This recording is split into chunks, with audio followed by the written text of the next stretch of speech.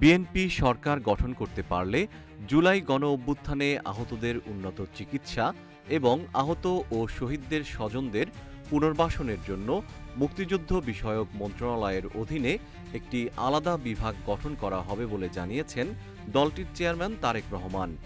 18 জানুয়ারি রাজধানীর ফার্মগেট খামারবাড়ি এলাকায় কৃষিবিদ ইনস্টিটিউটে জুলাই গণঅভ্যুত্থানে শহীদদের স্বজন ও আহতদের সঙ্গে মতবিনিময় সভায় তিনি একথা জানান। জুলাই আন্দোলনে অংশগ্রহণকারীদের মুক্তিযোদ্ধা আখ্যা দিয়ে বিএনপি চেয়ারম্যান বলেন, একাত্তরের